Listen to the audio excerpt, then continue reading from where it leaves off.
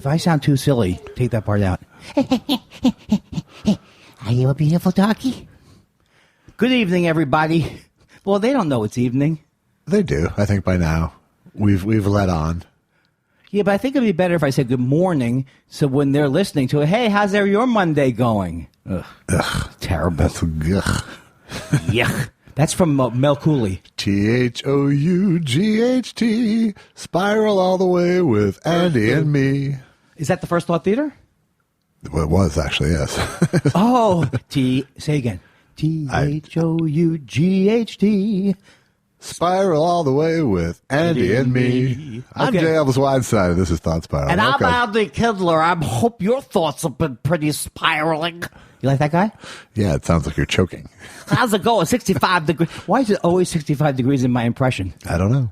You know what gets a big laugh every single time? Nothing. Come on, be honest. Well, not a big laugh. Okay. A relatively big laugh every single time. Okay. I explain how you make fun of me for doing a joke about the same rock band twice. Only I would be too lazy to change the... Well, I'm already on Aerosmith. I'm very tired from writing the joke. Can I go with another Aerosmith? I love that my criticism has been built in. Oh, it's so good. It's so good. Well, you know what? Because I like self-deprecation. So the more you write that insults me, I can turn it on myself. Right. So it's very good. I'm back in town. I was away from town. You got in today, right? Yes, I got in this morning. How'd that go? Well, I almost didn't go because I'm having trouble with time zones. Yeah. Calendar time zones. You almost didn't go where? I almost thought I was leaving on an 11:50 flight. Yeah. And I was leaving on a 7 a.m. flight. Wow, that's different. And there were a couple of ways that I got messed up because I have... Do you use your Apple Wallet? Sometimes. And if you notice, when you open up your Apple Wallet, they force you to try to make a decision about signing up for Apple Pay immediately before you can look at anything else. Yeah. That's why Apple... I don't know. People say they're out for us. I think they're out for themselves. You think? So then all of a sudden I realized at 4:30 in the morning that I had to leave at 5:30, but I was almost packed by then. Sure. But no sleep was involved. Well, here's the problem. These people, I don't ask for this, but these people bring it to the clubs when they know I'm there. And I don't think it's nice. They bring edibles to the clubs. Yeah. So I had a bottle of 100 milligrams of edibles altogether, 16.6 each. Yeah. And by the way, I'm deciding now that really the dose for someone like me is probably 50 milligrams, but you can still get close with 20. But these people, the big stars, the big timers, yeah, they're eating 150 milligrams at times. So I was very high, and then I had to time the shower with how many I was going to eat. Yeah. Before the flight. Okay. Timing the last gummy before I went through security, because that would be, they'd pull that out immediately. What the fuck is this? All right. You're a 63-year-old man with gummy bears. I paid $20,000. I used 20,000 extra miles to, and I know you're going to yell at me. No, you're not going to yell at me. Why the this is my new excuse. Yeah. I'm thinking, I want people to think you're yelling at me when it's always me. Right. Yelling at myself first. So you upgraded? Is this where this I used 20,000 miles on Delta because I did read an article that says you really shouldn't let your miles stay around. And I've never been able to use the Delta miles to buy a whole trip. Yeah. So I went first class from Indianapolis to L.A. Nice. It was nice. Did you sleep at all? I slept, and they gave me a window, which is easier to sleep, I think. I slept like a gummy bear. I slept like a Jew who normally goes in the aisle seat and was very excited about being in the window seat. Yeah, I'm usually a window guy because my bladder is pretty under control. If your bladder's under control, I definitely think the window is the way to go because because I did think about going to the bathroom, and I was like, no way, I'm going to get past this guy's defenses. First class on Delta, when you don't have to pay for it, was pretty good. Yeah, it's not bad. Yeah. Well, what do you think? It used to be, they've switched around. It used to be American, had like lobster, shrimp. Yeah. But would you say there's a better between the biggies? No, it's all about the seat for me. It's all about leg room. And, True. Delta is the most affordable out of pocket first class. Oh, for the most part, I would say. See. But they offer, that's pretty smart. Then. But it's the least bang for your buck, right? Too, Yeah, they don't have the connoisseur service. There's and no lie down seats in most of their flights and stuff like that. Oh, okay. Not that I lie down, but it gives you more space. Right. But I don't know. I've flown a lot of American lately, and it's okay. And I've flown a little bit of United, and it's okay. But they're all about the same. They're all pretty bad. Except I liked. I always rooted. I like a cookie. A nice. The Delta cookies are great. Yeah, but I like the nice warm cookie. Oh well, that's just better. Yeah. Yeah. So what I do to treat myself is I fly Arab Emirates. Yeah. Just domestically. And act like you're a hostage. No. Isn't there one that's like so? Am I mixing up the airlines? Ones that's like the greatest service in the world. If you fly them, Arab Emirates? I think Emirates is a fancy one, yeah. Yeah. I don't know. Well, whatever the joke has to be, do I have to do anything to make you laugh?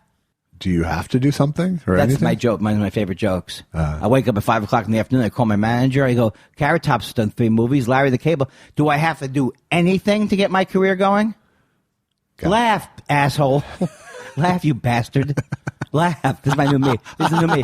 This is what my therapist said I should be like during the thing. If you don't like what he's doing, first of all, the whole therapy session is how do we control what you're doing? It's like the Jeb Bush, please clap. I think that was actually him being somewhat funny when he said that. Yeah, but it came off as desperate nonetheless. Right. It's because he's not funny. Right. If it was anybody but Jeb Bush. Yeah. And if it was any other party but the Nazi party, do you know that the GOP is changing their name to the Nazi party? Really? Just out of convenience. That seems like bad PR move to me. Well, I don't know if you saw that turncoat, that slime scum, who I used to even liked for half a day, Rod Rosenstein. Oh, my God, he signs his resignation letter, America First. Yeah. Why don't you just say, I like Lindy, because he was a Nazi? Why don't you say Deutschland über alles if you want to go the whole route? Why don't you say Heil Trump at the end? Give me something fun here. I don't know. I'm still stuck up on calling him slime scum. I know. I couldn't think of a good insult. That's because I hate him now. I hate him like poison. I think he's as bad as he's maybe worse than everybody because he started out his. By the way, 5 o'clock and 9 o'clock. 5 o'clock and 8:30 is a good thing. 5 o'clock and 8:30 are these Adderall times? Boom. See, how well do I know you? Because I'm not. You know how I came in hard with the two of them at 8:30. Then I come in at 9 like this. Hey, what's the point? That's not good. No, I think this is a good mix. Counterpoint, yes. The first day he screwed up. He did something with Trump. Trump shouldn't have used him, but why did he write that letter about Comey if he didn't know that the letter was going to be used? Right. So right away he was trying to burn the candle at both ends. And then when he's writing about what a great sense of humor Trump has, I mean, the guy is obvious. Do you think these people are racists? If you like a racist that much, does that mean you just don't care about racism? I mean, I don't get it even. I would never want to be saying something positive about Trump. It's like but he thinks that makes you think he's like that. Well, I mean, I think if you've risen to the tops of the ranks of the FBI, there's a certain gung-ho American thing about you to begin with. Yes, I think I forgot that sometimes it could be a negative to begin with. Yeah. Sometimes. I mean, yes and no. I mean, we love it when it's Mueller until he puts out a report that doesn't have indictments in it, Right. But Mueller was that guy. He was, complete all-American FBI, square jaw, straight shooter. And Comey. And that comes along with a certain amount of jingoism often. Right. That's not to defend Rod Rosenstein, but that's to give it context. Yeah, that does give it context. That's his starting point. Yes. Going in, you expect him to be not slimy, but if he's a lifelong Republican, first of all, I'm suspicious of anyone who still remains a Republican today, because that means either you're turning a blind eye to the last 10 years. It's not just Trump. He was the worst of it, but it started to get really bad with Cruz, George W. going into Iraq. I'm convinced. This is like, now am I preaching to the converted? It's literally saying the same things that the converted people say to themselves. Preaching to a mirror. Preaching to a mirror. I don't know about this GOP party. Huh? But I didn't think he was as slimy as he is, though. I think he's a slime ball. He says his job was to stand behind bar and look stone-faced. That's not your job. That's not your job. Your job was not to look like a trained robot. All right. That's what you are. True enough. I mean, I don't know why people love this Rosenstein so much. First of all, Please, people, stop writing in with your Rosenstein booster letters. I think he's Rosenstein, right? Normally? I don't know. I prefer him to be Rosenstein as a Weinstein. That's right. Yeah. And I don't like when people say Mueller. Mueller. Why would you say it's Bueller? Bueller. Bueller. Anybody? Bueller. I could see that mistake. Yeah. Anyone? No, if you haven't settled on Mueller after 2 years, then you haven't been paying attention or you're being belligerent. You sound like a caricature of a yokel. How about that? When's that Mueller going to wrap up his report? Now, I went too far into a thing that wasn't even accurate, just to put down the yokels again. I can't wait to read the report from Robert Mueller. So how was Moon Tower? First of all, I had the greatest. Here's the thing. I don't want to oversell this, but I feel good today. I feel good today. I felt good for the last couple of days. Yeah. I mean, today I still was determined to get here. I was like, I'm going to show. First of all, the fact that I would think I'm not really say I'm going to show him. Yeah. But I do like to. It's like because you're not like I know that you're not sitting there going, oh, it's going to be 9 out of 5. Although you just by predicting it's probably going to be 9 out of 5. But so except for that, I really have started to get not probably my priority, just having a nice day preparing for the podcast, looking forward to the podcast. And I went to Austin. Okay, let's do the Austin part. And Moon Tower was fun. The shows were fun. It's like the easiest job in the world. I hosted the particular show. Yeah. I can't think of anything more fun than what I did. And this time, and I think it has to do with the 40 milligrams. Yeah. I wasn't having panic attacks or weird things. I mean, I could almost start to have them, but then I just would relax. Good. So, and then this is very exciting, Josh. I organized the first annual Thought Spiral podcast listener coffee. Nice. Yeah, and this was because the attendance was unbelievable. Yeah. I called it. I really promoted it. Uh-huh. And how many people do you think were there? I'm going to go 4. Yes. Okay. It was including me? Yeah. Yes. Yeah. It was me, Perush. Okay. What the listeners know as Tweet Bahara. It's David. I don't know if he wants his last name said, but he's I want to say Thornburg, but it's not. It's Thornburg. I messed everything up. And then there's Kathy McCarty, who he's married to, and I realize now is a musician, and she and so we were talking about their music. And Perush, of course, had to leave as he normally does on Saturday to go to an prog rock Indian band concert. Wow. In Dallas. Wow. And he left right. He was very excited about it. It was really the only coffee I've ever had with people I didn't know that well, where I wasn't, where I didn't feel like I was trying too hard or not trying at all. It just was. So that's why I think I'm on a good roll now. Right. As a person. Well, because you were having coffee with people who are used to sitting there and listening to you. Yes. Now that you can't. There's no doubt that the fact that these people going into the breakfast already liked me. Right. They're rooting for me. They may overlook my problems. Sure. So I wouldn't say we're building a huge fan base in Austin, but certainly 4 to 10 to 20 people solidly. Yeah. That came to the show probably. Nice. Maybe it's not 20. Well, yeah. And then the shows were great. And then what else? I had good food while I was there. Here's the other thing I wanted to say. I saw great comics. Yeah. And that was like, I almost felt like I was cheating my normally curmudgeon side.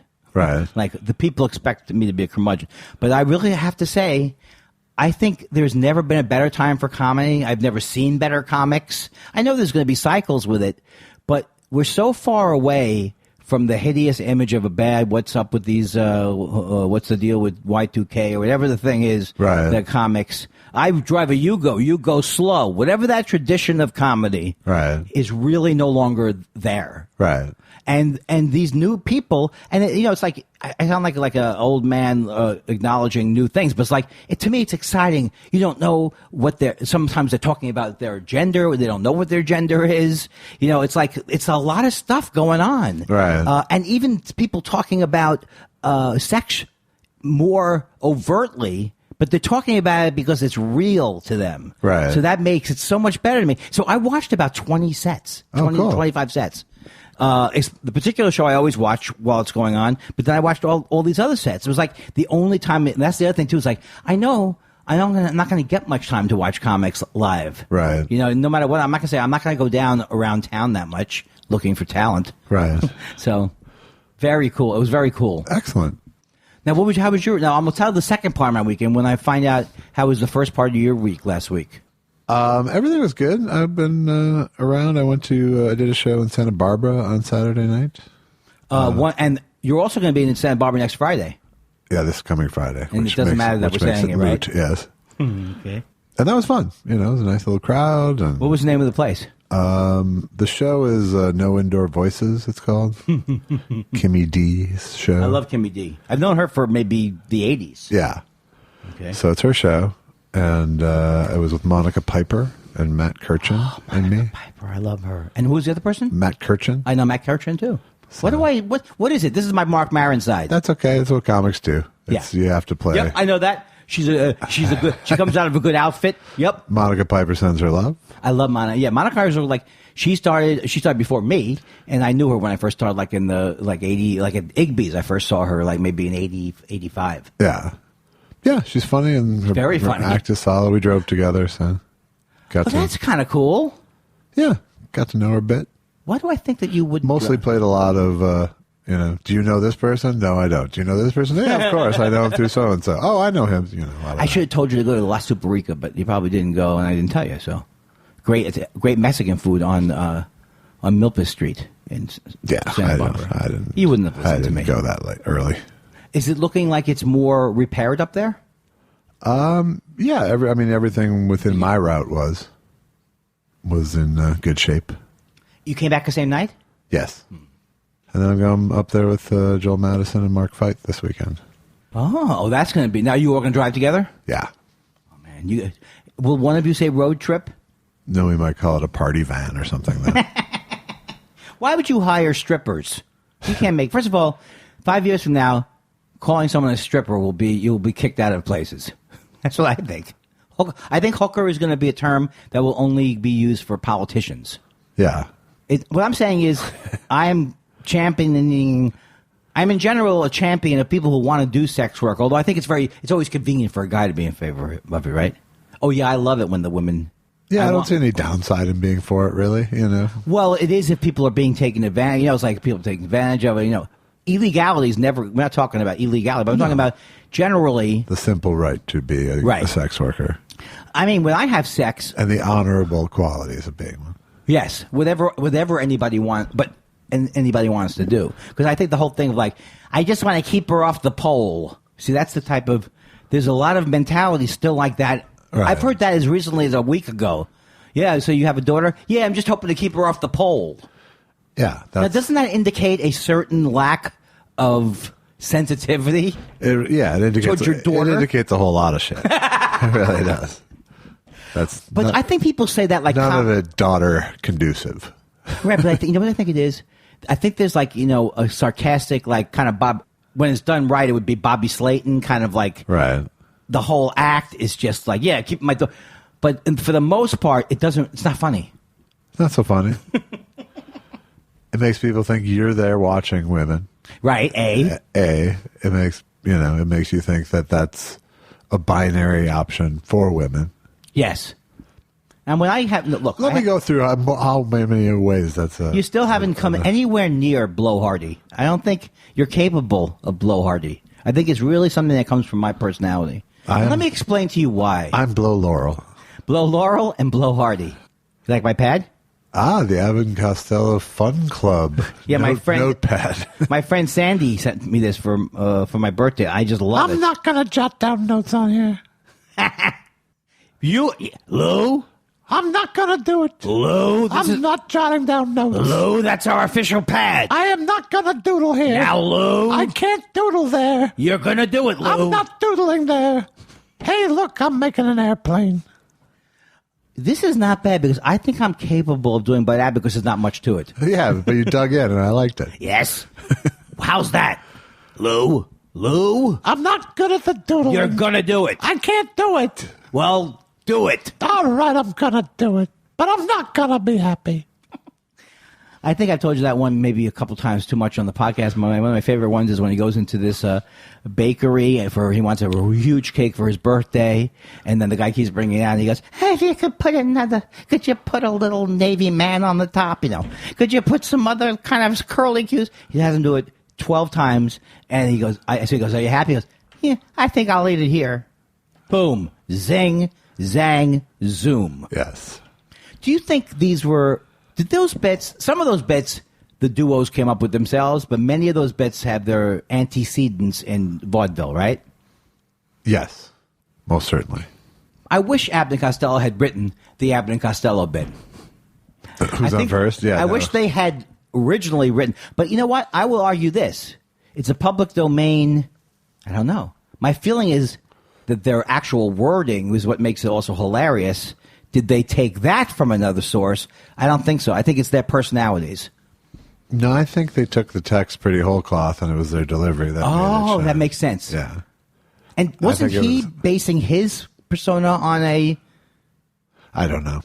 Don't go down. You know what? Here's the thing that I like about what you just did. You have a certain amount of interest in what the history is behind these duos, but not enough to make it terrible. Yeah, I mean, if you're going to phrase everything in the form of a question. Well, if I had information, as if I had to verify. Yes. Well, wouldn't it be better if I came, "Hey, I found out that they took it from Sanskrit." Isn't this thing I might have heard true? Is kind of what you're the format it doesn't leave you a lot. I admit, I will be the first and the second to admit, doesn't give you a lot of wiggle room. Exactly. Okay, here's what I decided would be a good way to tackle the fact that one of our, and I'm not saying who it is, one of our memories between the two of us, one of the people in the podcast both has problems remembering things and also draws attention to it consistently. So I have a new plan.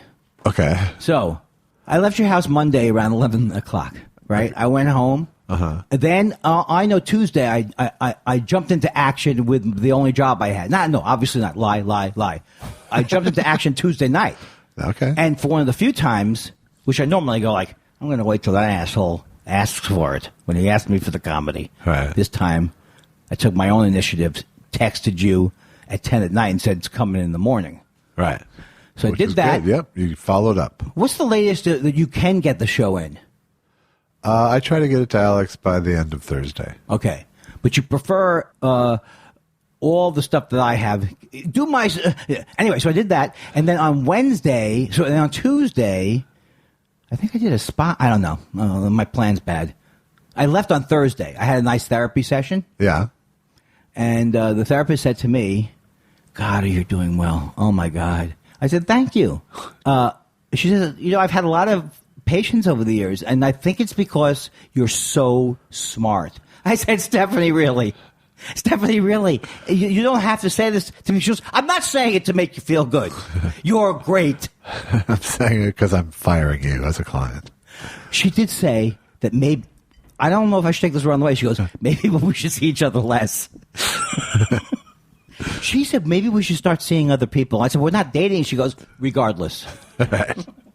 So I had a great session, and then where did I go on Thursday? So you left. You don't have as many hilarious anecdotes to tell because you didn't actually leave town. Right. No, I want your Andy's road diary. I'm telling you. So I flew on Thursday to Austin. Every time I do that, I think, you going to San Francisco?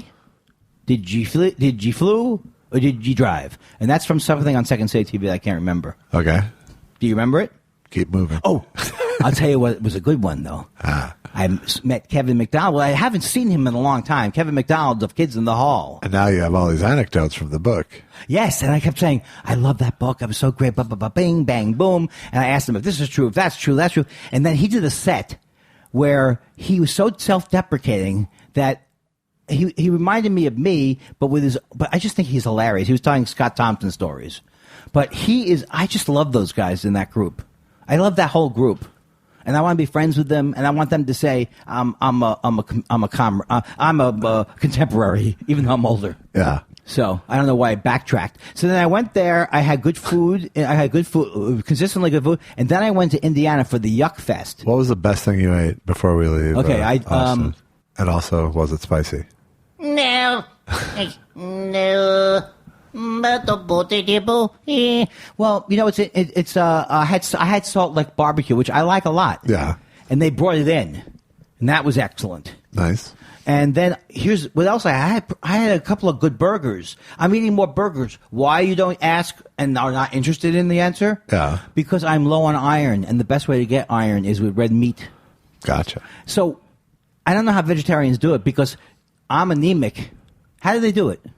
I mean, I know you can get it from other things, but the meat sources seem to be the most useful sources of iron. I'm just starting into a whole thing like eating meat's great. I like Ted Nugent, that kind of thing. Right. I think that's definitely your next step. My style? That's your next step in the brand, I think. I ate at a place called Manuel's, which was good Mexican food. I'm glad you brought your water from the airplane. Stupid idiot. This is my water from the Delta airplane. water. Dasani. The shorty Dasani that you get in Delta First Class. Well, Tweet Bahar is my favorite screen name, but my second favorite is Aquafina, which I think is very good. Yeah. She's the person who's in the Rich Asians movie. Mm-hmm. Very funny. Mm. What if I become like an agent? Am I an agent or like a producer guy or a Jew who wants to convince people they're in show business? You're a crazy rich agent. And next week on Crazy Rich Agent, don't you tell me, you son of a bitch, you'll give my client what he... I don't even know. I'll feed your balls to the wolves. Next week, a Crazy Rich Agent. Jewy. My name will be Jewy. Jewy? Okay. So, Manuel's was good, and I had some good free food, and Amy's ice cream, which I really am a fan of. Yeah. What flavor? Interestingly enough. I just put myself to sleep with my life. When if I say interestingly enough, you know I don't mean it. Yeah.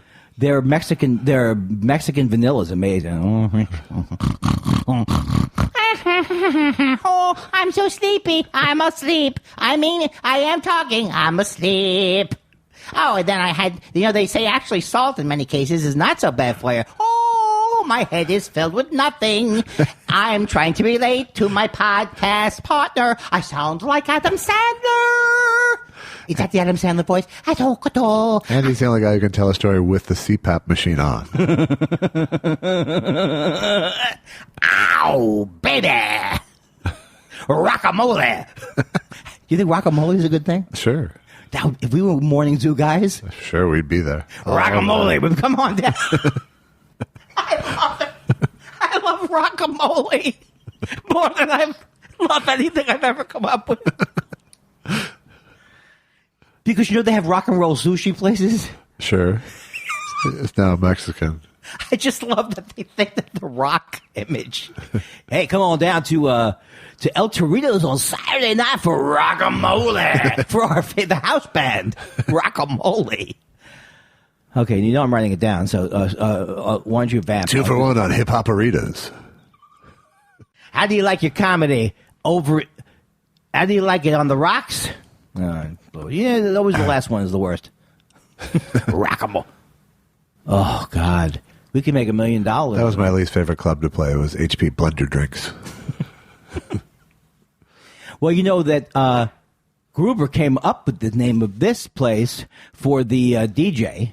He came up with TJ Cranberries, which I think is such a great solid name. Yes. Were you ever attracted to the whole Reuben's Cocoa thing? I don't know what that is. Oh, okay. So Coco's? No. Coco's is still around, some of them. They're like a hamburger place. Yeah. Not that good, obviously. Right, sure. If I said the name Charlie Brown's to you, how would you react? Like a confused dog? There used to be there were steak places like that.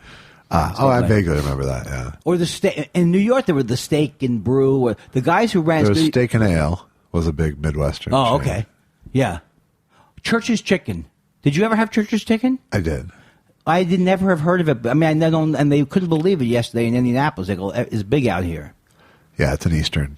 But it's not that. Is it better than Kentucky? Why? You don't know, and I'm asking you. Yeah, I think it might be better. Yeah. Oh, but God. I'm not anti-KFC for the most part, though. I'm not anti-anything, except that That's just not true. That's true. Susan and I have had this discussion that times in our life when we've either been high or just really hungry, you have one meal, you go into like a Kentucky Fried Chicken, you say to yourself, oh my God, it's just the best. But sometimes you can't recapture that for whatever reason. It all came together. Yeah, no, it's a very specific. There's a quality window, and if it's outside that quality window at all, it's a greasy mess. And my parents never. It was not something that was on the menu at home. My family would do, like, Sunday night was often, my dad would go out and get a mess of fast food or something for us. Oh, but he didn't fry chicken up. No, he'd go to KFC or something. If I said to you, don't cook tonight, called Chicken Delight, would that ring a bell? No, but it sounds like something an old person would say. An old person from the East Coast. Yes. Also, I love the idea of White Castle hamburgers to get them by the bag full. Yeah. And my father loved it when he was a kid. He'd have like 10 burgers. Yeah. And I've come to realize they're not the best burgers, the White Castle. What? Yes. What? That's crazy talk. Not much of a burger there at all. Really? Very bready. Well, it's, but it's still steamed. Bad. It's still steamed. It's so bad. But you know what? Those well, I bet when you were a kid and you went to, what was the one, the famous the famous hot dog place on Coney Island? Like Nathan's? Yeah. I bet that was good back in the day. When I was a kid on Coney Island? Look. Unless you somehow take the ball and change out of the subject, I can't promise it's going to get any better. Then I went to Indianapolis after for Yuckfest on Sunday. Okay, that's a bad name, but I hope it went better. Okay, now here's why. I'm glad you brought that up because every comedian, everybody who I said that I was going to Yuckfest, they didn't like it. But here's the thing. They're being facetious. So I liked it, but I'm wondering if anyone's going to get that that's facetious. You know what I mean? Like they're making fun of festivals. Yeah. But I don't think you can do that as a name. You can't have a meta festival. Right. It's a little... Yuckfest. It's hard to pull off that tone. It's only good... A festival implies enthusiasm. Right. You're right. So you could use it as a joke about a festival, right. But to use it as the name probably isn't good. Because everybody I saw... Also, it's Indiana. Right, but here's not the capital of irony in the United States. Well, here's the exciting thing. I met these kids in Indiana, and they're kids. I say they're kids because they're young. Oh, that's why. Okay. And I met this woman. I call her woman because she's female. Her name is Caitlin McVie. Yeah. McPhee. Not from... I call her McPhee because I'm an idiot. Is that my new character? Yeah, that was the two previous beats. And she's the head of a company called Rocket Ship. But what's happening is these comedians in their cities. She's in Boston now. Yeah. But she was in Indiana, and they make a little company to create their own comedy scene. And they've done it in Indiana, and it's like these crowds are fantastic. And I've seen it done even in Chicago, which shouldn't have to have it in Chicago. But like Chicago, the mainstream Chicago comedy scene for many years was kind of horrible. Yeah. So it's like, I love the idea that they're finding, the downside of it is like they're preaching to the converted, but the upside of it is they're really doing material that's really interesting material. Right. That's true to themselves. And so she was great. And she was a biochemist in her job before becoming a comedian. Yeah. And she is so bright. And so I was, and she didn't mind me. I hate it when the world loses worthwhile occupations for comedy. No, but the thing is she doesn't like being in the lab is the problem. She finds it very boring. But she loves biochemistry. She's not wrong. She's not wrong. And we started to talk about spirituality and all this. Oh, it's just great. And I didn't know a lot of things like that you do know. Like we're animals. Did you know that? But we were talking about atoms. Yeah. And all these things. It was just a great night. It was like really cool. And I didn't get a big turnout in Indiana. No. But I never get a big turnout. But everyone seemed happy. So I made money this weekend. I brought home money. Nice. And came home with a hop in my step. And I was very tired. If we had to do the podcast in the morning today, it would have been bad. Yeah. Thank God we turned it around. Speaking about today, I know. Why am I segueing? I don't know. I know that you had a very special experience, which, do you know how many people came up to me and said, have you seen Endgame? Yeah. And I swear to God, I don't know what they're talking about. Now I know what Endgame is. Right. It's they're promising this is going to be the last of these horrible movies, right? Yes, that's the promise. Now, it's of this phase of horrible movies. Well, Gail Simone, who I respect immensely, and I'm not just saying that because she listens to the show, but I am in a way because I don't want her to be angry with me. I respect the kind of movies she makes, but I just don't know about these movies. But she doesn't make the movies. She actually writes comic books. Right, she writes comic books, but sometimes she like I think she was happy with the way Wonder Woman that came out, or she was involved with Wonder Woman. She was happy with the way it transferred to the big screen. Right. So, but and that's DC, by the way. This is what people are telling me. Yeah. I said to somebody, they go, I said, you watching the Avengers movie? She goes, no, I'm a DC person. And I, for a second, I knew what she meant. I don't ever remember me being a DC person. I like Superman. DC. But then I got into the Fantastic Four. Marvel. So it's a D. Now, DC used to be inferior by definition at one point, right? I don't know. I can't really speak to the back. I mean, I know it's gone back and forth through different eras. Right. Batman's a high quality property. Well, that's true. Okay, take what I just said. Don't take it out of the podcast, but qualify it. Movie wise, Marvel nailed the movies much better than DC has, I think. That's weird because I thought the Avengers were definitely. It's not the. It's the Avengers are they like Justice League of America people? No, that's DC. Well, what was the movie today? Today was Avengers. Oh, so today was a Marvel thing. Yes. Was it marvelous? I'm going to walk away now. No, you can't. You're sitting down. I know you're not walking away. Fuck. You'd like to walk away. I would. I really would. Did you? Let me ask you this. Okay. Did you marvel at it? Wow. Do you ever say I live in a big blue marvel as a pun? This big blue marvel. Okay, so explain to me how your day went, and did you get psyched up? Did you dress as one of the characters? Yes, I did. I dressed as a concession stand worker. And you made $300 cash. I made $300. No, it was good. Where'd you go? I went to the ArcLight. So that was a nice theater to go see it in. Was it packed? It was not. That's good. But the concession stand was pretty wiped out from the weekend. Is that true? Yes, it really was. Well, they were out of stuff? They were out of tons of stuff, and the guy was very belligerent about it. Not apologetic whatsoever. How do you get belligerent about not having I don't know. things? That's just what that was. He was just going to go with very matter of fact about what we don't have and not apologize for any of it. And it was an early scring, too. It's not like they ran out. Yeah. Were you able to get popcorn, for example? Yes, but no butter. Well, that's bullshit. I would. And he said it like that. Yeah. Okay. No butter. I said, yeah, I'll have a popcorn with light butter. Yeah. Okay. We don't have butter, but I'll get you the popcorn.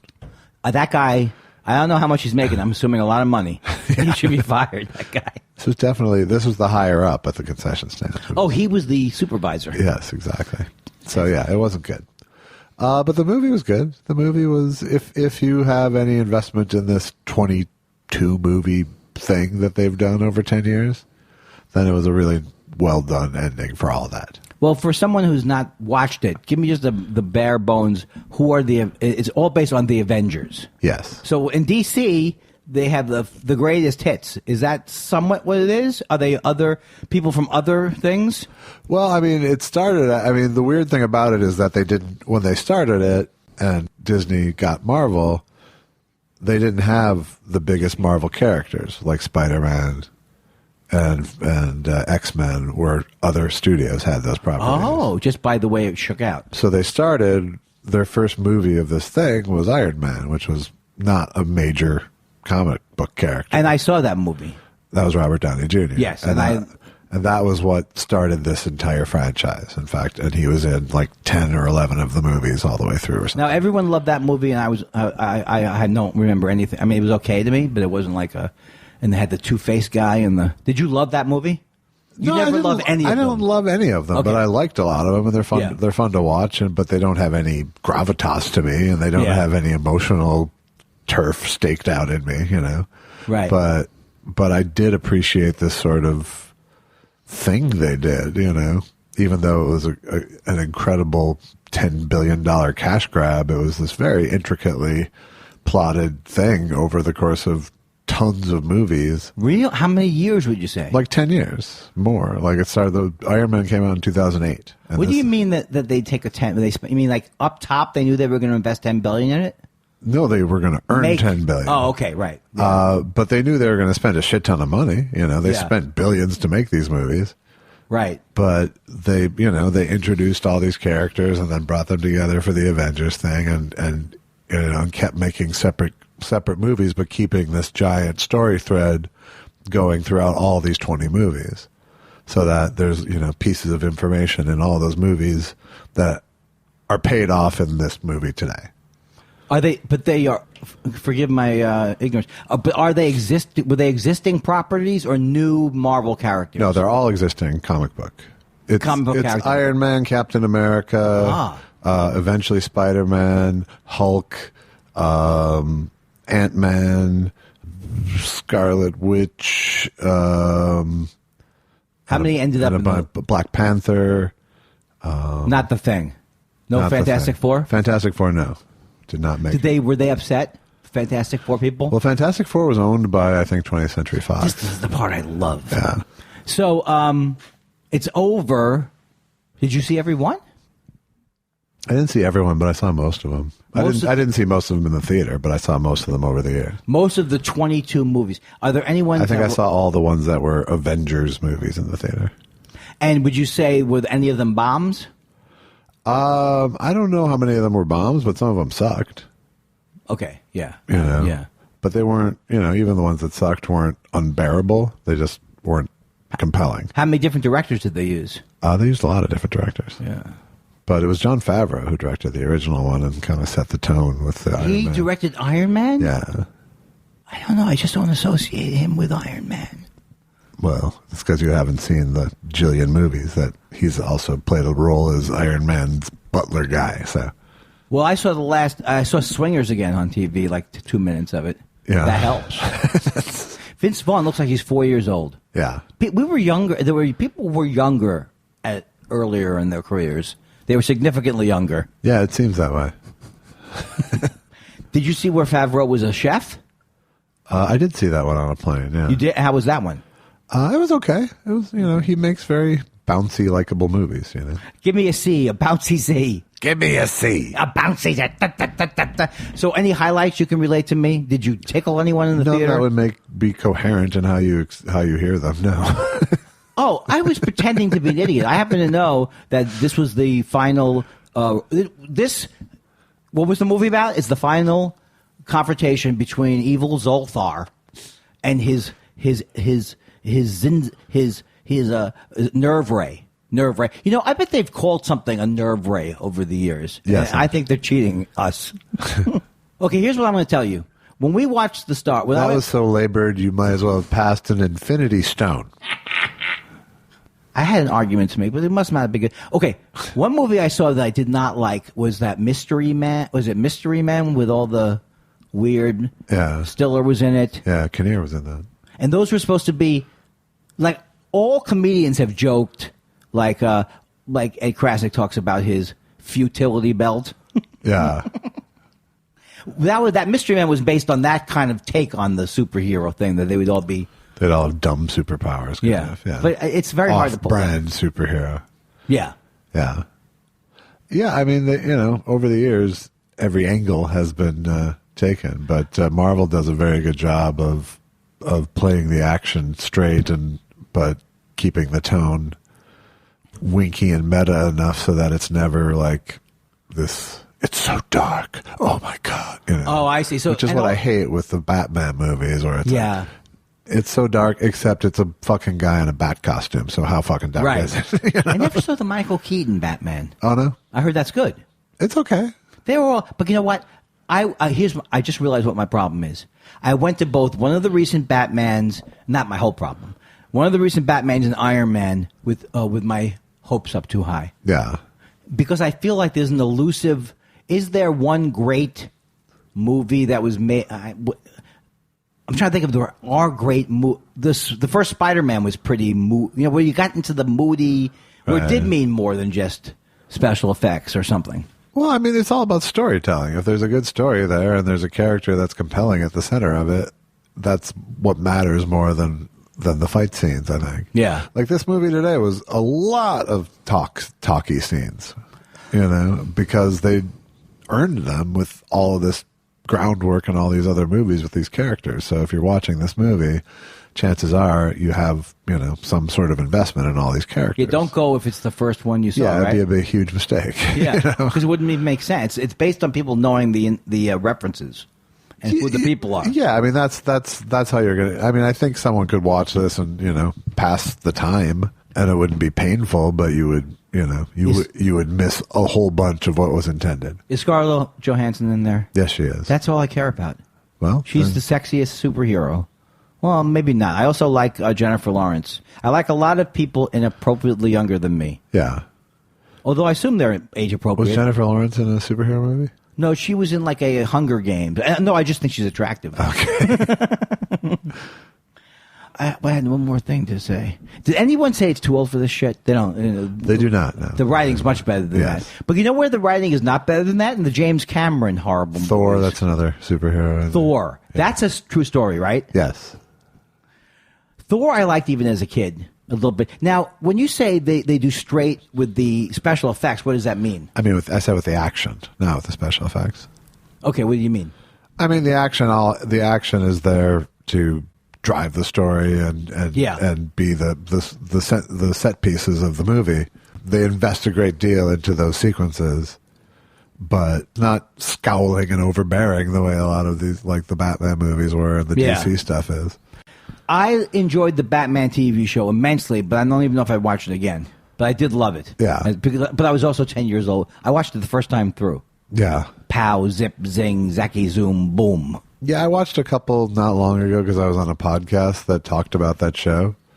And it's, it's a little bit harder to watch, but it's still funny. But, that has like nothing to do with like Marvel movies in terms of tone. Absolutely. I'm just trying to think of the different ways that I've been entertained by superheroes. Yeah. When I was age appropriate, I loved, all day long I thought about Fantastic Four. I loved all of their powers. Yeah. I want the stretch thing.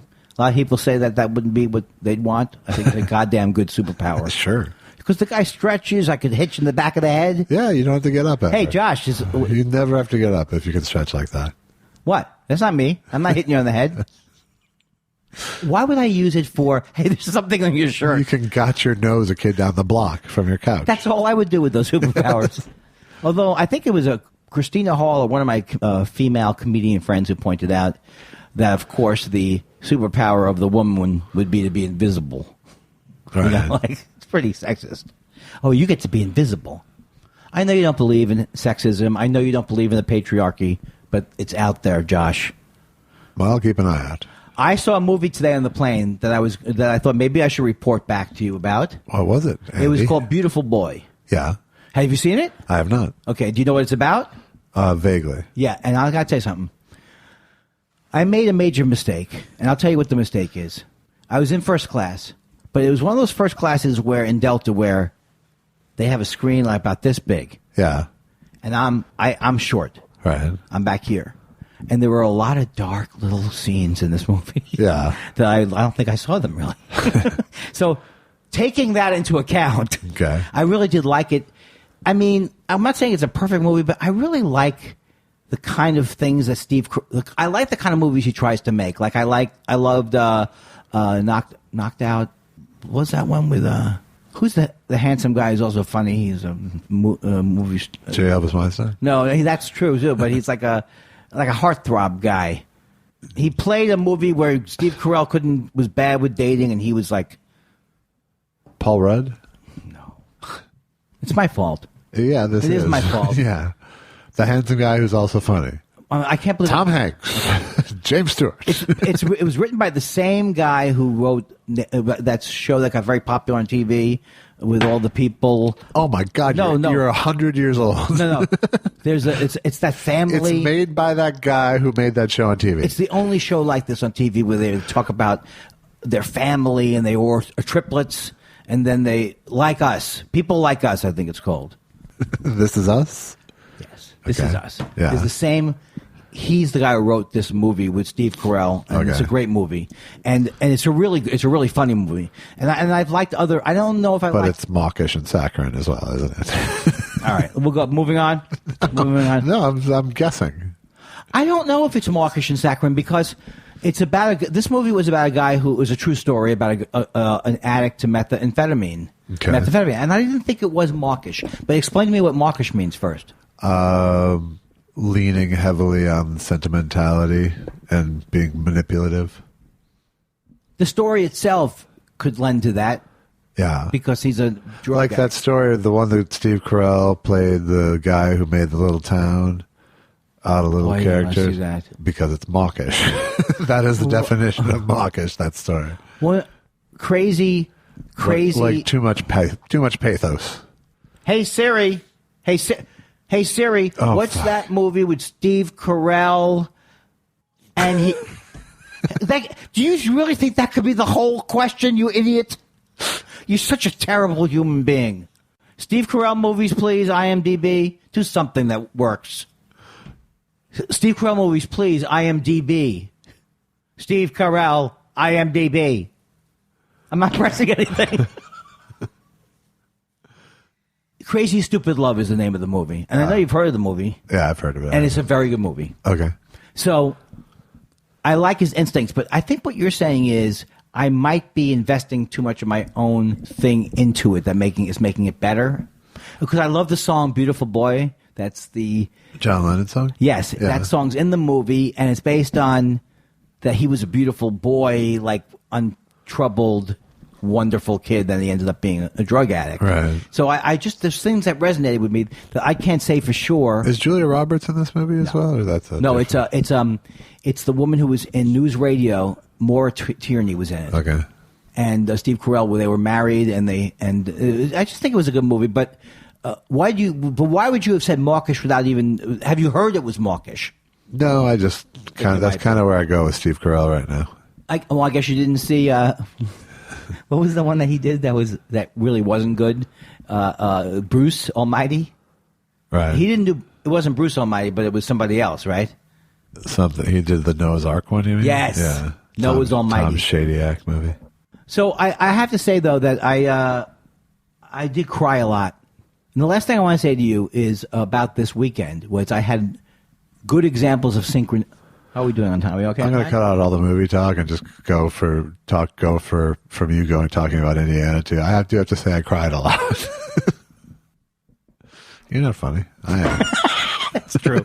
So I believe in the concept of synchronicity, which is that things happen that they're not necessarily coincidences, but you don't know what they seem like they have significance. They may or may not, but I believe that there is a thing about the universe all lining up. Yeah. Do you have any general ideas about that, or should I tell you the specifics first and then? Well, Allison and I constantly have this sort of back and forth because she sees significance in everything like that. Right. And I see there's coincidences and there's, wow, that's an unusual coincidence. You know? But you never go past unusual coincidence, because I'll tell you the thing that was the most amazing one that happened to me, which maybe I've talked about in the podcast, was I had this experience in my life where I had about 4 or 5 out of body experiences. I don't know if you've ever had them. I don't even know how to describe them. They happen when you're napping. Yeah. They don't happen when you're sleeping at night. At least to me, they weren't. Okay. And so I could actually go out of my body and go around the ceiling, and really, it wasn't a dream. I don't know what it was. I'm not saying I was out of my body. Astral projection. Exactly. Yes. So it happened 5 or 6 times, and it's never happened since then. And it happened always when I would go back and visit my parents, and I would lie down in the afternoon and do acid. Anyway, I'm trying to pretend I'm angry. Do you think anyone would buy it? That was a legit question, so I'm going to cut out your stupid little fucking pause. And, no, I was completely straight. Okay. So the last time it happened, and this is a true story, and people can believe me or they cannot believe me. I wouldn't believe me if I was going to write a book based on this. But the last time it happened, I went flying around like you do when you're having astral projection or out of body, and I go to this hotel in the dream or whatever. I knock on the hotel, and the woman answers the door. She goes, "Don't forget about room 431. Don't forget about room 431." And so I didn't know what to make of it. And then 2 weeks later, the 1994 earthquake happened at 4:31 in the morning. So I don't know what the significance means ultimately, but I don't think they're just necessarily extraordinary coincidences. And if I talk about it more, I'm just going to cry, because I believed in God, and then my father didn't believe in God. So he was right because he's smarter than me. Right? No. But that's how I feel. I mean, that's the emotional side of it. Right. You know, and I'm not trying to push it too hard either, but here's what happened. I was in room 1004 at the first hotel in Austin, 1004. Then the second hotel, both of us were worried. The person who picked me up at the airport, who was Caitlin McPhee, who was putting on the festival, because I got in at 11:30 and I had no sleep because I came on the first flight from Austin and I was just exhausted. And so I was so hoping, and they said they didn't have a room until 3. Yeah. So I was like, oh my God, you know, it's not a big deal, but am I going to sprawl out on a couch? But then we got there and they got us a room, and that room was 1004. Now that's never happened to me 2 consecutive nights to be in the exact same room in the hotel. Yeah. In different hotels. So that was one thing. And then the other thing was that I introduced a band in Austin called Union Jacks. Oh, I was hoping they'd be called 1004. And then the next night in Indianapolis, the guys go, you have to come down to our deep dish pizza. It's great. It's called Union Jacks. Huh. So I just had this eerie feeling that these things are happening. I don't know what to make of it. I don't deny that they make you feel like there's some kind of, like we're all hooked together in some way, because that's what the Chinese believe. They don't believe the Chinese philosophies believe everything is connected in some way that you may not understand. Right. Well, I'd hate to think that kind of cosmic energy was wasted on putting you in room 1004 at a fucking Hilton. But it is 1004 right now. I have 1006. It is 1006. I was going for a fact. Anyway, you didn't want me to hide it from you, did you? But it was 1004 when you were telling that story. That's right. That's not bad. No, that's, you know. Hey, and what do you say? Here's what it is. Here's where you start to get crazy. I get it, God. 10-4. 10-4. Right. God. There you go. What does 10-4 mean in the police language? I heard you. See? Yes. That's what God's saying. Yeah. It's a little annoying that God would... God's saying, you stay in this room. That's what he's saying. You know, I wanted to ask you just before we go to break, what is it like to have no magic in your life? You know, it's very practical. Here's the only thing that I think that you're missing out of your life. And the only reason I'm saying that is because of the relationship with my father and the bitterness, overthinking that he was right about that there's no magic and that you're also right. See, even though that's not what you're saying. See, I'm a hybrid thinker, though. I do think there are amazing coincidences in the world. Well, when you say amazing coincidences, then by saying they're amazing, I think you're saying they're more than, but you don't believe they're more than just a coincidence. I don't feel like it's for me to ascribe that.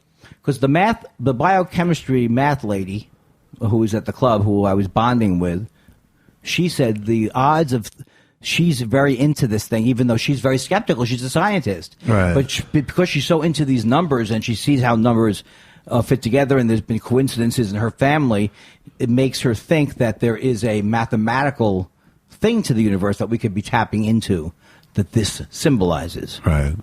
It wasn't so much of a, right? It was just... No, I'm trying to, I can't refute that she believes that, you know, but I think... This is what I like about Josh Elvis Weinstein. Because I don't think that... Does Allison think you're not nice about it? Or is she afraid to tell you things because she thinks you're going to put it down? Or you just, in your mind, you're skeptical? She does it before I say anything. She, you know, I know you think it's bullshit, but blah, blah, blah, blah, blah, you know, so I don't even But you never said to her... I really don't. But when confronted with... Don't you think that's amazing? I will kind of go, yeah, I think it's a cool coincidence or something. You know, I will not be as gobsmacked by a lot of these things. I think had I not had... It's kind of like, you have the same birthday? It's just not that amazing a coincidence to me. But that isn't an amazing coincidence, having the same birthday. But to have a dream, unlike a dream you've ever had, to say 431, that goes beyond it. But I understand what you're saying. by the odds. But I know your memory too, so that could have been retrofitted when you saw the time. You could have that memory can easily be. No, because I remember. First of all, what you're saying is true, and especially true because I'm listening to true crime things where they definitely can influence people to remember things that never happened. Yeah. So I absolutely know when I think, like, I had to ask myself, like, as soon as you tell yourself that story, it becomes true. No, because it was contemporaneous with it that I knew it. Yeah. Because it was like a month before was the out of body experience, which a weird time period in my life. Yeah. And so had it been like 10 years ago and then this happened, so I know that I'm not getting the facts wrong. Whereas I think many times, the thing I've noticed, like when I talk to comics, like about things that happened, we invariably remember it differently. Right. And that really makes me wonder. Like, I had to actually think, did I see Dana Carvey audition for Saturday Night Live at Igby's, or is this a thing I planted in my mind? I was able to convince myself in that case, obviously, I did see him at Igby's. But sometimes I do think it's more dicey than that. You don't know. Yeah, absolutely. It's very easy to switch a story into truth, and, Well, my favorite example of this is a cartoon that many years ago where there's a guy, he's sitting down and he's got his hat on, he's under a tree. And he says, God, if you think that I should write a song, just give me some kind of a sign, God. That's all I want you to do is just give me some kind of a sign. Then the next panel, and the clouds have written, write a song, Joe. And then the next panel, he still has not seen this guy. Any sign at all, God, would be good. Right. So the thing I took from that was like, even if God asked him to write this song, he's not paying attention. Right. It's just a cartoon. And we'll be back. You ruined it with it's just a cartoon. It's just a hobby. It's just a hobby. Do you put holes in I wish I could find the person who wrote that joke and give them royalties of some kind. Yeah, that's a Nobel Prize winning joke. I think, are we ready to take a break? I am. Oh, what are we going to do? Do we know? Okay, I have to, but you? Okay, here's the thing. That's what happened when I asked to project it. My spirit wanted to come back in my body. My body goes, I have to, but you? Well, the other reason why I think that you haven't had like really hallucinatory experiences like with ayahuasca or acid. No. I've had them with acid where like amazing, that made me question, but then you go, well, that's the acid talking. Right. But your mind doesn't really go that way. No, my mind is very logical, rational. Grounded. I don't have a sense of abandon. Well, that made that sound sad. It is sad. It's not saying it proudly. You know how I know you have a sense of abandon? Because you write hilarious things and you think hilarious things in the moment and you enjoy hilarity. Yes, but all under very controlled circumstances. Maybe you should get into Coke. You think so? I think now's the time. It's coming back around. Did you see Russian Doll? I asked you that. I've not seen it yet, no, but I'll try to watch it. I spoke to all the people at the first sponsored coffee, Thought Spiral Coffee podcast listeners thing. And I was telling them about my music because they said, Tweet Bahara, Kathy, and Perush. And I started telling them I got excited because I do remember some of these songs. Like Kathy thought maybe Karen was the most produced song I ever worked on. So I don't think people know that was what I wanted to do. And I have like probably 15 songs I'd be proud with bands and everything I'd be proud to play on the show. And that got me excited to come back to town. And I didn't do it because I came in this morning. But I'm really wanting to kick myself in the ass and do it because I think it would be fun. But I could give you something from Austin. From one of the shows, Moon Tower or something. Okay, let's do that. But what would you like to do? Now I want to do that. Okay, so I will do that, and we'll go. Well, pretend we're going to listen to it now. So here's some more fresh stand-up from Andy Kindler. Fresh from Moon Tower. How's the reaction? I mean, is there any reaction to anything? People like it, the stand-up. Why have we? And we got a nice big bump from Gilbert again. Welcome, Gilbert listeners. Why are we 4.9? We were 5.0, and now we're 4.9. That means on iTunes, that means one person decided to sink the ship? I guess so. Well, it's a stupid rating system then. We in other words, we're only encouraging positive responses, right? You do what you can. No. I don't want you to go in there and go, I don't like when Josh's mouth is dry. You're ruining our goddamn career when you do that. From Andy's lips to your ears, people. And I don't care if I have to do a Trump-like maneuver to remove the bad reviews and pump up the good ones. I'll do it. Andy will start threatening lawsuits for any bad reviews, people. Yeah. Do I have a good thing to stand on? You have a fixer, right? I never heard that expression. I heard it occasionally, but it's used so much now, it's like I never knew it was a thing. Well, I think a lot of it had to do with that Michael, what's-its-face show. Michael Cohen. No, the show on Showtime with about the fixer guy. I didn't even know that it was based on that. I can't. But no, what's the show? The term is, I can't remember what it's called. Okay. Don't make me. Yeah. Ray Donovan? Yes, thank you. It is? Yes. Here's the nail. Here's you hitting it on the head. Oh, he's a fixer. I thought he was like a violent guy or something. That's what he does. That's how you fix things sometimes. Gotcha. In my world, at least. Yeah. You've dealt with some pretty rough characters. But when I was on the road in Asia, both in Tokyo and in Hong Kong, we had fixers who were our local people on the ground who could arrange things for us. I can't believe it started with that show on Showtime. It didn't. Okay. It's getting popular from the... I think more people use that phrase because of that show, though. I used to have my pets fixed. Huh. Did they used to call it that? You know, I just got a new plant. Actually, I rescued a plant. I don't understand that joke. Oh, I see. Instead of a rescue plant, it's a rescue pet, right? Yeah. Shut up. You sure Shut up, you too. You know how to take a lot of fun out of a lot of things. Maybe you should be funnier. Did you ever think of that? Maybe I should. You should be more overtly funny with a joke like that, not put the pressure on me. Why do I think an argument would spice up the show? I don't know. You know what I would say if we had an argument, though, after it? I don't give a shit. Was it spicy? Was it No. Was it spicy? No, I'm not going to indulge this. Have you ever Nip it in the bud. Have you ever had a breakfast taco? Have you ever had one? A what? A breakfast taco. I had them in Austin when I was there. Yeah. They're very good, but occasionally they're a little... It's spicy. Was this chorizo spicy? Well, it's just normal chorizo, sir. Is it spicy chorizo, though? What's baseline spiciness for a chorizo? Do you have anything in a more alkaline sort of flavored sausage? Is there perhaps some milk and oatmeal sausage I can have that won't make my tongue go flamed? There's something in this... I think it's in... Do you think it's... If you had to guess, is it in the salsa? Is it in the... What is it that's hot in here?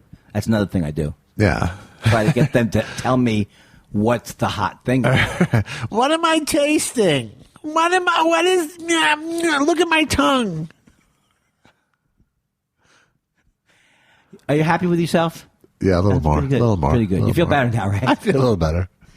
I feel good enough to take a break. All right, we're going to take a break, and remember... Here's a very funny comedy from the Andy Kindler in Austin. I'm very excited. Next year I'm taking my career public. Very excited about it.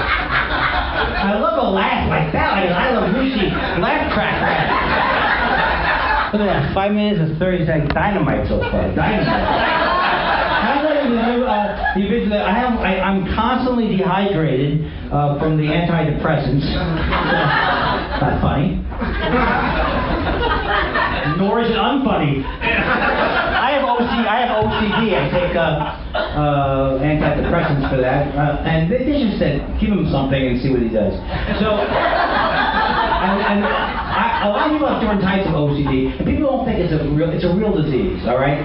If I called it terminal worry syndrome, would you, terminal worry syndrome, you would know that it's not just I have never not wanted the light. So, what is the light? 6 minutes seems a lot longer to me. Anybody know what the joke I was doing? What was I doing? Oh, yeah. Right. So, I don't think about... A lot of people have those jokes work great when you go into the audience. Oh, yeah.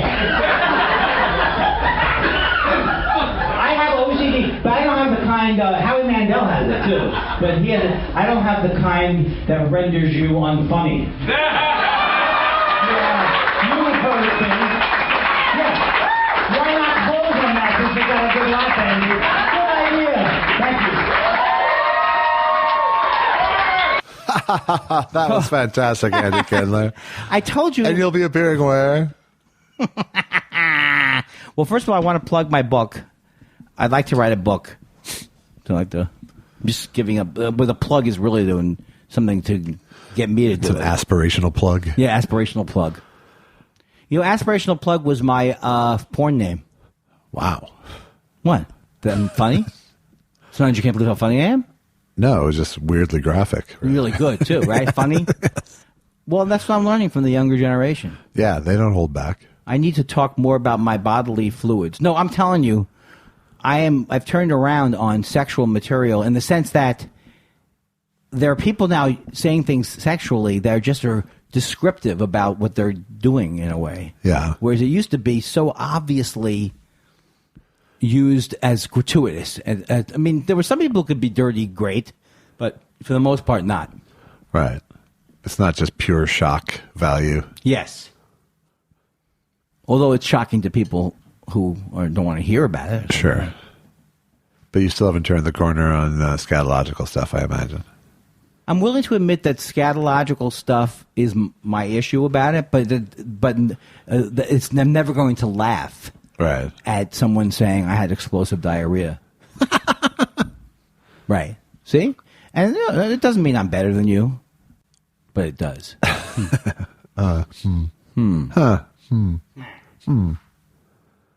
You want to do some questions? Sure. We've got questions. Oh, no, we can't do that. That's a Letterman's thing. Yeah.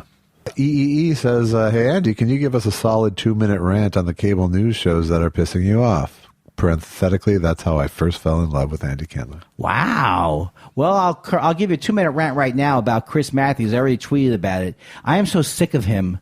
He is all he does, he's poorly informed. And he's constantly, why don't the Democrats do this? Why don't the Democrats do that? What is he doing? He's done nothing to help anything. I think he's been part of the problem for a long time, too. I don't think people remember that he did vote for he admitted to voting for George W. Bush once. And so my claim is that someone like Chris Matthews helped George W. Bush get elected, and he also helped Trump get elected because he does engage in both sides garbage. And I also think I have no sympathy for him. He's made tons of money. Get the hell out. If they could get rid of the Meet the Press idiot and him, I wouldn't be switching to Wolf at 2. But Hardball's unwatchable. And it's not even Hardball. Is it 2 minutes yet? No, you keep going. Okay. Hardball's not even watchable. Hardball's not even watchable. It's like, and by the way. I'm taking a dump right now. This is like American Pie for DJs. And I'll close with this. It's not hardball. It's only hardball if he's putting some skin in the game. He's not taking risks. That's what hardball is supposed to mean. I play hardball. This is serious. He plays softball. He plays no ball. Thank you. Really? You're going to say how you play hardball by throwing he plays softball? No, I'm not saying I play hardball. No, I never made You just did. You just said that. He's not playing hardball. I play hardball, you said. Oh, well, then that was a lie. Yeah, and then he followed it up with, he plays softball. I play hardball if I'm going to make fun of Jay. It's more hardball if I'm going to make fun of Jay Leno. Right. If I'm going to make fun of, I can't stop doing the Howie Mandel joke that he doesn't have the same. We both have OCD, but he has the kind that renders him unfunny. Right. Now, that is hardball because he owns the festival I go to. That is hardball. Well, it's not hardball. It's just stupid. It actually sounded like one of his opening lines. Am I playing softball? Let's play hardball. I hate when he gets a thing. So I think it is drugged with him. He's drugged, and if he doesn't take the right thing. All right, moving on. Larry Morrissey says, during Test Show 101, we learned about the Califormula, another song by Young Andy. Pretty please, can he sing a couple verses and a chorus? Do you have a recording of it? I will. That'll be coming in. Okay, then let's save it for that. Why blow it? Because it could be a good tease. Well, you know what's going to happen is they'll make fun of it. They're going to record it, and then they'll do a thing like Karen. I'll just give you one line. Okay. See the New York man with the Malibu tan. He's got the Califormula. Wow. So it was written when I first came. Yeah, don't sing more. What's that? Yeah, don't sing more. Yeah, I don't think I should have said that. The Califormula. I thought it was pretty clever for the time. When you hear the song and you realize that I'm a pro, and you hear the fucking level of what am I trying to say? The level of the sound production. Yeah. I'm gonna have an apology from you. The production value? I don't know. No, I did. I recorded this at Long Beach. A lot of these things at Long Beach College on reel-to-reel 2-inch tape. Wow, well, that must make them good. Yeah, your stare doesn't work. It's got no power. I've got a beer and a smile, my friend. Do you think this is some of your best work? Do you think silent stare goes into the canon? No, I wouldn't go. But I wouldn't say you're zinging me back. Well, then we're at an impasse. Good. Okay. Neither of us are funny. I don't think so. I think we're both I think it's engaging. If not charming. Rick says, hope you had a good night in Indy last night. I never heard you were coming until today's episode of Thought Spiral. I planned on bringing pot and hanging around next time I got to see you. So there's a little guilt trip for you. But that's not a question. That's a thing that he sent in about the show. He's not saying test show 104 after that. Yeah, he is. I've already gone back and forth with him and apologized. Oh, okay. I said there's no excuse for me. I said, he wrote back, goes, I see you've tweeted about it.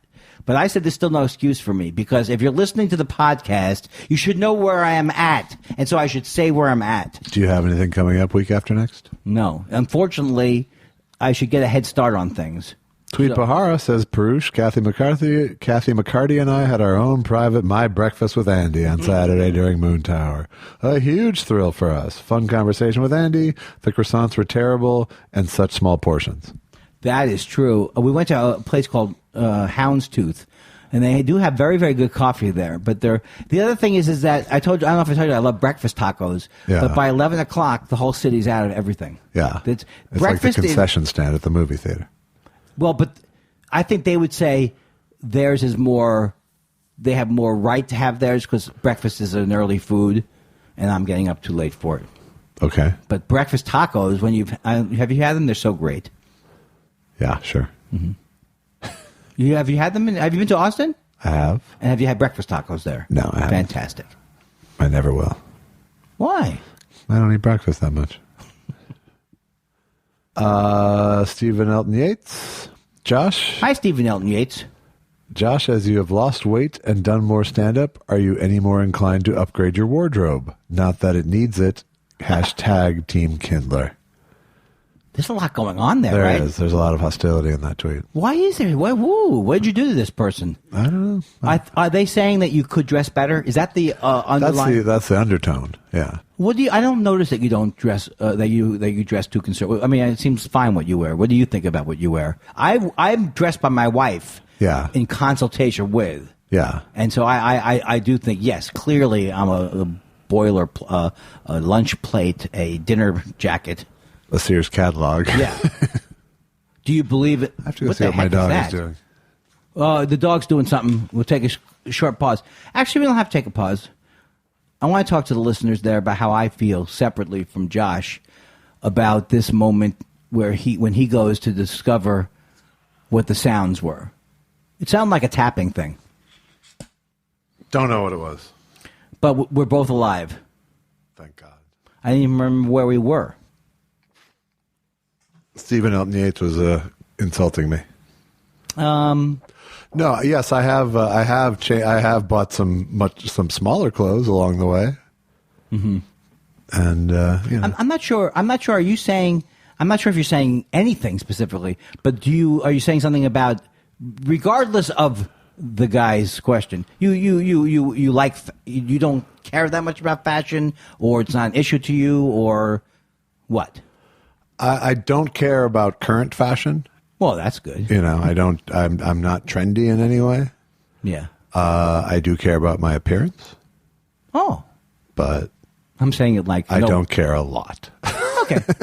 I actually do care about fashion because I also think that there's so little things that men can do to have a different look. Yeah. But I am sometimes tired of wearing black jeans for the last 45 years. Right. And if I wear a hat, you make fun of it. So what's the point?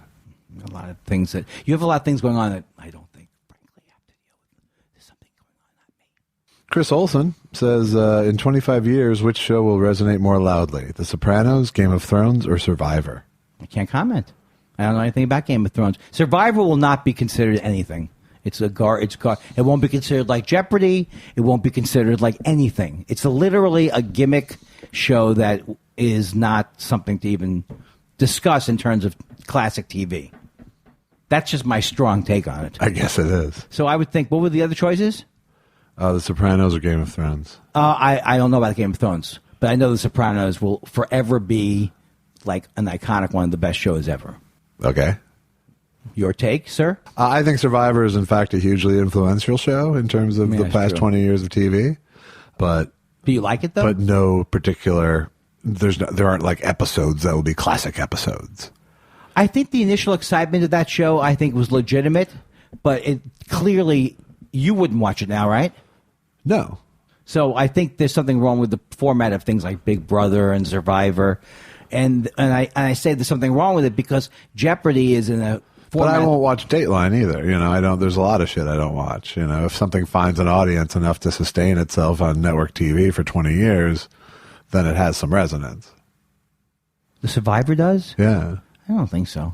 I think you could say that the greatest race has the great race has Survivor's over. I don't even think there is a Survivor. Yeah, there is. I don't think anybody watches it. The greatest race. That's it's called The Amazing Race. Thank you. Yes. That seems to sustain itself. Survivor is like American Idol. Nobody's watching it now. C. Cunningham Winnick, or something to that effect, says, "Hi guys, listener from the beginning, and just wanted to tell you how much I enjoy the show. I especially enjoy hearing you both talk about the creative process in real time and your highs and lows and how you stay committed to the work. Have a great night." I like that part, too. Thank you. I think people will enjoy when we're high and low. Yoshi Yamamoto. Can we get Chris Hardwick as a mortgage broker and or Dennis Miller as the Waze voice? By the way, I'm still perked up about that beautiful harmonized Yamamoto song last show. You know what? I did miss Yoshi at the meet and greet because I just forgot that I know he's not. He's in from Florida. Austin. He's in Florida, right? But I remember for some reason since he came out to California, I thought for some reason he'd come to Austin. I don't know what I was thinking. Gotcha.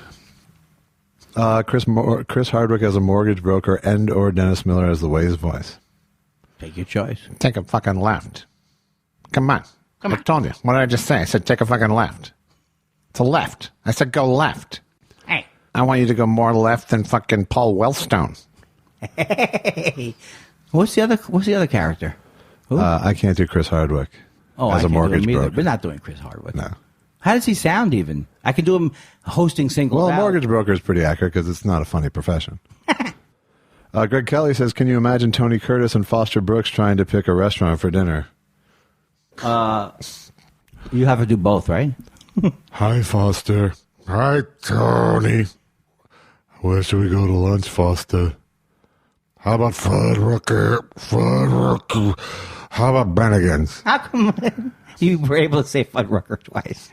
I didn't get all the way. It was Urs. Oh, you were like, Furra. Yeah, I didn't. I will say that I'm against these names that almost sound like fuck. I think I don't want a name of my place being something that you just wrote the name so that you say I'd say fuckers. TJ Futbuckers. Yeah. Terry Caulfield said, "I loved hearing Josh on Gilbert's podcast and love you both on Greg Fitz's show. I find it hilarious and somewhat concerning that Andy can remember that Neil Brennan told Greg he once took ketamine but can't remember the first part of this comment. Thoughts?" What comment? Exactly. His comment. This is what's the problem. This is currently the problem. It's an annoying problem for others. It doesn't seem to be getting any better. But I'm trying not to comment as much about it that I can't remember anything. Yeah. But I do remember, for example, I was able to tell Duncan Strauss his number in Orange County 25 years ago. He literally couldn't believe it. Yeah. So there's no usefulness to some of these things that I'm able to do, and it doesn't help me remember regular things, sadly. The memory thing really bothers me because I think because I think it keeps being the same thing over and over and over again. It keeps getting worse. But it doesn't bother me because I feel like I'm working it out on stage more with it. But it seems it's a big thing in my head. It's just always in my head. And like as soon as it's in my head because I'm nervous about doing a pod. Like I'm not nervous about doing stand-up, but when I do get nervous, it's because I'm afraid I'm going to forget things, and then that makes me forget things. Right. So if I'm nervous doing the podcast, is one of the reasons why I think that I forget what they're saying. But I really don't know why it is. Yeah, I mean, that's the hard thing to sort out is how much is forgetting and how much is not listening because you're thinking other things. I think there's a great deal. Well, I could almost say it's all me thinking of other things because I feel like that's the thing I'm confronting in therapy is the constant is this voice that's constantly chattering in my head of being able to, bring that voice out and be aware of it and acknowledge it and then just move on somehow. Because I think if I just stopped thinking about it, if I just listened instead of tried to listen, maybe that's what it is. I'm trying to listen sometimes. Yeah. Or I go like this. But then I tried to listen, then I started spacing out, and I didn't hear what the guy was saying. So I think the lesson is always that I should listen better. Derek Faraci says, if you wrote an autobiography of your life, what would the book be called? Well, I have joke names. Under the Radar with Andy Kindler. Yeah. I haven't... I couldn't think of anything that wouldn't sound stupid in the moment. My Way. Right. The Rough and Tumble. You have to have 2 titles now. I Hate a Life. Please don't write Josh Elvis Weinstein A Life. How about A Life in the First Thought Theater? That would be good. But I don't. I kind of am against this whole, and then you have to come up with another line. The rough and tumble ups and downs of a man who's a Jew and doesn't know how to act in front of women. The Andy Kindler story. No, I get what you're saying. Yeah. Will Pfeiffer says, for future homework, how about Sullivan's Travels or Face in the Crowd? Both great movies. Face in the Crowd I've seen too many times already. Yeah. I mean, I love it, but I don't need to. I think we got to do things that we both aren't that familiar with. I think that helps. And Sullivan's Travels I have seen once. Yeah, me too. But we should do something. I agree. Both are great movies. Dean Stanford F. Blade says, have the two of you ever vacationed together? If not, would you consider it? Yeah. Well, the thing about that is that I would consider it, but since I don't go on vacations with my wife, I probably want to do that, I think my wife, if I say, hey, look, honey. I think it'd be a couple's trip if we did it. Yeah, that's right. Yeah. I think we should. And I think we should tape it. Yeah. Yeah, I know we haven't ever, but we've traveled together because we did a movie and stuff. Yes. But, and Minneapolis. But yeah, no, I don't take vacations with people other than Allison, really. Yeah, there would be, like Rickles and Newhart always went away together. With their wives. With the wives. Yeah. So maybe we should do something like that. Nah. The hell. I'd like to go to Epcot. It takes us like 3 years to plan a dinner. That's true. I'd like to go to Epcot Center with you guys. Yeah, you really would. I've been there alone. Is that the one in Florida? Yeah. Oh, it's not great. I was there for a fucking week. We talked about this, right? Yeah. What were you there for? For America's Funniest Home Videos. Oh, boy. That's enough. Exactly. Seth Dick III says creamy coleslaw or vinegar-based. I'm a creamy man myself. Me too, except I've had some vinegar. Did you say coleslaw? Okay. I've had some German potato salad that was vinegary that was great. Okay, but that's not the question, Andy. It's very clear. Well, okay, so let me think. I say creamy then. Okay. In fact, Ben's Deli in Queens has the greatest, really great coleslaw, and it's very creamy and sweet. Mad City Architect says, I wonder what it would sound like if Popeye J. Elvis Weinstein went to a Cajun restaurant and ordered the spicy jambalaya. You're on your own. Let's see what's on the menus. Let's see. The etouffee, that seems a little bland to me. Let's see. How about the, I wonder how the jambalaya is. I wonder if it's spicy. Excuse me, waiter, is the jambalaya spicy? Well, it's just normal jambalaya, sir. You have very big forearms. They're very strange looking, but that's besides the point. What would you like? Would you like something to drink? Let's see. Perhaps it's the Bloody Mary. How spicy is that? Would you like any vegetables on the side? I'd prefer. How about some kale? That's what Popeye, if he came back today, he would be vegan. And he'd be eating kale. Am I right, people? Kale. every time I think of kale, I think of that horrible. These commercials are getting worse too. The ones where the guy gives advice about how to invest his money, their money. Yeah, they're getting worse, and they're longer and longer. I think the only commercials 10 years from now will be those in the Liberty Mutuals. And so the guy goes, he goes, "You're giving me some great ideas. You always give me great advice."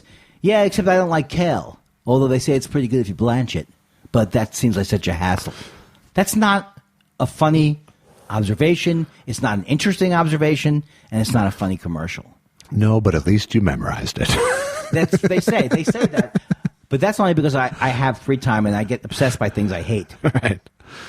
Because he also has his clients, as many do. They're playing pool. When does your... I'm just a little offended that you can fucking not remember a thing I said last week, but you memorized the commercial for Ameritrade. I'll tell you how I remember what you said last week. If you, during the week, what you said kept coming up every 3 seconds. Okay. In commercial. I'll start calling you more.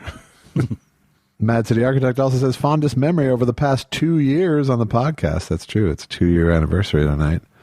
Hey, how come you told me it was going to be happy anniversary, buddy?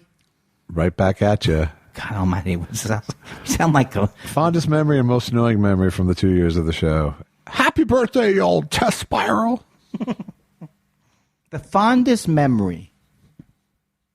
I think, to me, the fondest memories of the 2 years is when we're laughing so hard we can't breathe. That's the best to me. Okay. And the most annoying? Me. The most annoying, look, first of all, the most annoying, I consider I can't even think about it separate from how I'm viewed by how I would view myself. You're annoying, you're annoying, you're annoying. So that would be that I would think the most annoying things would be the times when I wasn't listening. But I can't say that's annoying. I can't think of anything annoying. Well, that's good. Oh, shit. No, I'm trying to... It's not annoying that we have to do it every week. You just have to work it out. So I don't know. Annoying would be we spilled stuff on the computer. Do you have any annoying memories? Not really. I mean, there has been plenty of weeks where I've gone, "Oh shit, we got to do this," or or more frequently, "Oh shit, I have to edit." Yes. But how about fondness though? The fondness comes frequently. Yeah. There's always something funny every week that makes me laugh, and there's always something to make it worthwhile. But the fondness just comes from the fact that we've did a thing. That's like my happiest thing about it is that we do it. True. And I also think that the fact that I can come here and get love from Lucky every week is pretty good too. I don't know what that means really. I think of that more as you stealing love. Well, it's just still some after I go. I don't force her to shake hands. Tweet Pahara says, I saw so many great Andy sets at Moon Tower that I'm starting to talk like him, think like him, and a third funnier thing. Also, Andy, thought you'd like to know they fixed the echo chamber at that one venue.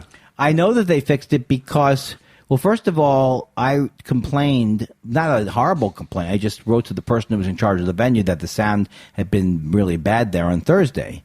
And it was much better on Saturday. I still would like there to be in the future years not to use that room because it's just a high-ceiling room with all reflective surfaces. Not good. And you did have to, even on the best nights, but they definitely cleaned it up. They definitely made it better. Yeah. But I don't think echoey ever helps comedy. Indistinctness, it never helps it. High ceilings just don't help comedy. They don't. Yeah. Dan March says, you two have been professional comedians for a long time now, so what is the deal with airline food? No, I was thinking about those, the horrible bits that used to be, and that's why I remember the you go slow. Yeah. And chicken, beef, or fish. That was Wayne Cotter's. Well, it's the deal when you eat in the plane, chicken, beef, or fish, chicken, beef, or fish. That means there was a time period where someone could say chicken, beef, or fish, and everybody would know what they were talking about. Right. So the food is actually better because you're not getting it in a way. They're not forcing you to eat hot lunch. Right. And sometimes the food you order is better, I think. The snack boxes, those sorts of things. Yeah, it's nothing great. I haven't had anything where I said, you have to fly Delta and try their Yeah. Applewood bacon. No, what I tend to do now is just go, give me everything but the entree. So I'll get a roll and dessert or something, or a little salad, because the entrees are usually just really fucking gross. Where would you get an entree? You mean like a sandwich? In first class. Oh, my God. That's true. I forgot you fly first. Oh, no, that's true. I'm very disappointed with I used to think, I liked in the days when they used to give you shrimp cocktail and stuff like that, and then they couldn't mess it up. Yeah. Or salmon. They still try salmon. Yeah, it's not good. Yeah. I had a good omelet, like a Florentine thing this morning. But it's also relative. How good was it? It's relative. I was very hungry. You were hungry, it was free, you were bored. Yeah, and the potatoes were good. Were they? Probably not. No, I do like potatoes when they cook them on there. Some things, we've talked about this before, but there are definitely things that taste better at higher altitudes, and you can taste salt more. Right. That's why Bloody Marys are such an airline hit. So there's a theory where they're going, we're making the food so much better for you, but I don't think they've ever made it very good. I don't drink coffee on the airline because I was told that I don't like the water coming from their reservoir. They don't like their reservoir tip. Yeah. No, I don't do coffee. You're not supposed to do ice either, but I still do. It's supposed to be bad for you, or I think just the digging in and out of the ice is what they're bacteria. I have done something new when I go to the airport instead of drinking coffee at all, because something with the hot coffee in your stomach. I like these brewed teas in a bottle type thing, like who makes it? Like Tivana, which I think is Starbucks. Yeah, and it's good. Good. And I can't even communicate stuff that would be and more tips from your traveler.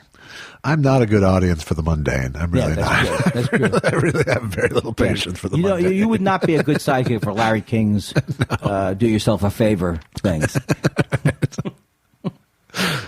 Do yourself a favor, put lemon in your lime. Milwaukee, Wisconsin, hello. Dana Schwartz says, please add yeah, sure, meet no to any mentions of Andy meeting listeners in Austin. Thank you very much. I don't know what that means, Dana. Yeah. Sure, meet no. I think he's saying that, I can't figure it out. Is he saying that, if I start to think about what he's saying, I can't figure it out. All right, sorry, Dana, we don't get it. But don't go by us.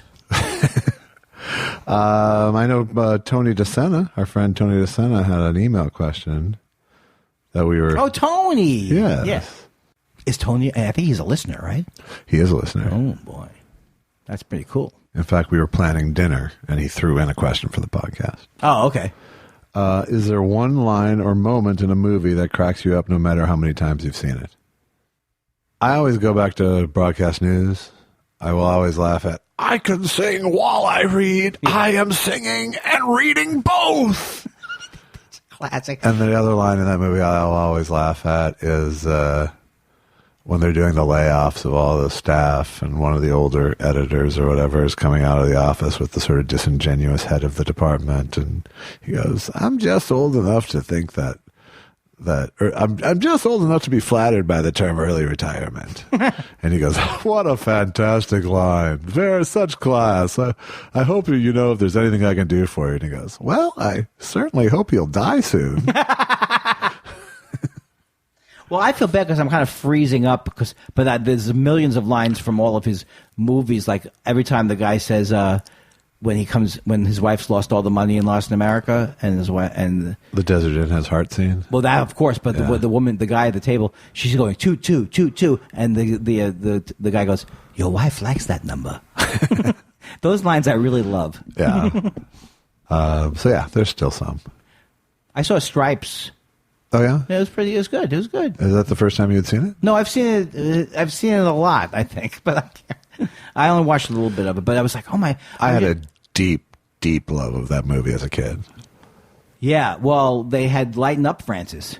Yeah, I mean that was deeply quotable to me for years and years. And that Sergeant guy I thought was great. Sergeant Hulka. Yeah, he was great.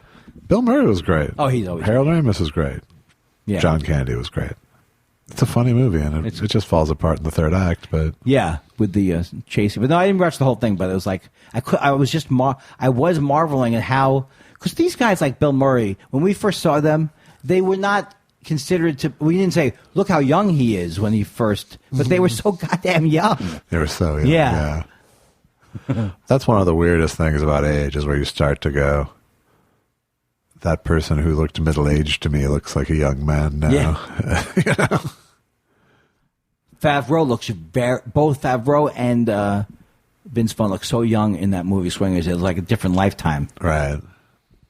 I think that's it for the week. I think we're good. We have some solid. Look, there were empty parts. There were questions that we didn't understand. But we had heart. I'm never a good. Well, I think I'm a pretty good guide in terms of, like, if it's a horrible experience, then I think I can't imagine it's better to edit it. It's never a horrible experience. But if you know, like, we're meandering, we're not staying on any subject. So this one, I felt like there was a lot of solid, whether they're funny or not, but things that we talked about. That's my image going in. Okay, well, that's my hope going in when we go back on Thursday. Is there anything coming up that I should remember to say? I don't think I'm going on the road till... I don't know if I'm going on the road. If I can't think of anything to plug, it's not important. Exactly. Thanks for listening. Give us a write during the week at thoughtspiralshow@gmail.com. Rate and review us on iTunes, if you would. Don't forget to go to Zazzle. Don't forget to go to Zazzle for shirts. Send me, and the other thing I was thinking was, they could just, like, if they just said there was a place they could send me money, like GoFundMe, just general walking around money, FU money. Yeah. Let's set that up. Set up your GoFundMe. The only reason why you know that we'll never do the things that you're not crazy about is I'm not disciplined enough to set up a Patreon account. Yeah, exactly. So, yeah. I can yes and all day long. Uh-oh. It's incoming. Can we close with incoming? No, because I can't hear it. I'm really sad about the fact that I feel the need to close a show. Yeah. And that even if I try, it's bad. Yeah. Do you think that's why they come up with no news is good news, or what was Walter Cronkite's thing? And that's the way it was. Okay. And that's the way it was. No, we can't do that. Wasn't that him? Yes, I think so. Well, folks, that was a great show. You end the show, goddammit. All right. We appreciate you listening. We hope you'll come back. I don't know why you would. No. A little more upbeat. Thanks for listening. Next week's going to be even better. But probably not. Okay, just cut it. When you edit it, just take out the but probably not.